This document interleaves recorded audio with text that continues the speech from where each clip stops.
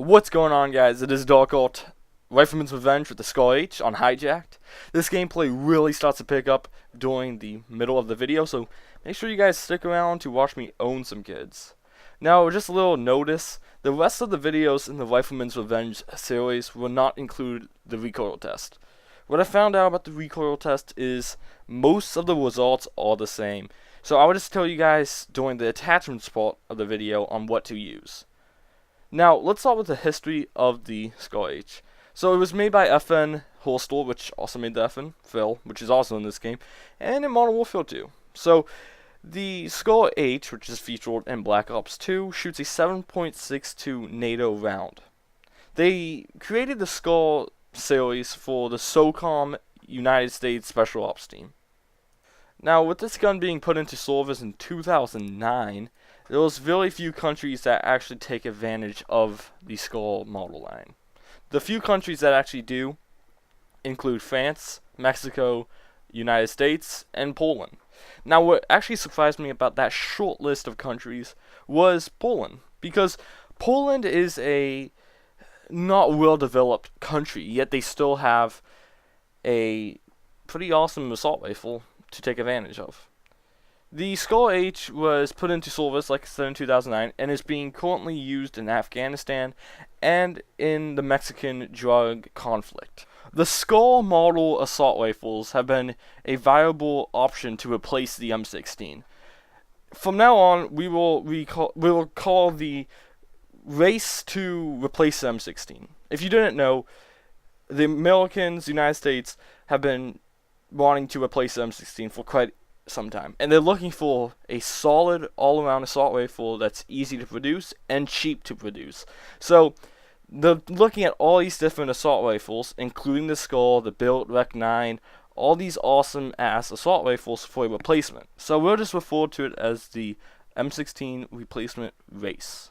The Skull assault rifles actually can be picked up at a gun shop or somewhere, I don't know. You can order online, but that's a big pain in the ass. In two different models, the Skull 16S and the Skull 17S. The big difference is that the 16 shoots a 5.56, which is what the Skull Hill shoots, and the Skull 17S shoots what the Skull 8 shoots, which is a 7.62 round. If you were to pick up one of these weapons, I would recommend picking up the 16S because it shoots a 5.56, which has some benefits, cheap ammo, and that's basically it. Actually, the cheaper ammo is a big plus because you can actually shoot out with it.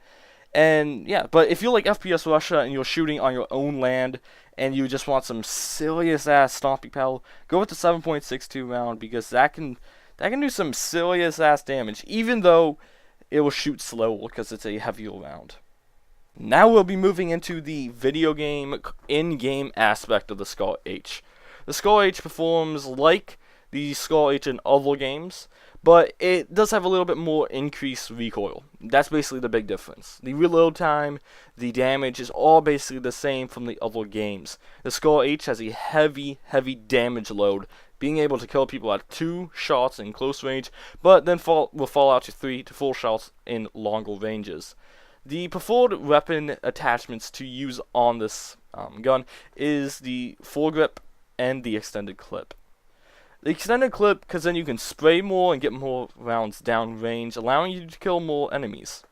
A foregrip to control that heavy recoil that it does suffer from. Right now, I am using the foregrip with the red dot sight just to level it up. The red dot sight is good though if you need some assistance with the iron sights, as they can be a little bit frustrating. I suggest not using this weapon on this map specifically. Since this map is quite a small map, you will get taken down by SMGs and Remington 870s like a little boy in a strip club. It just doesn't work.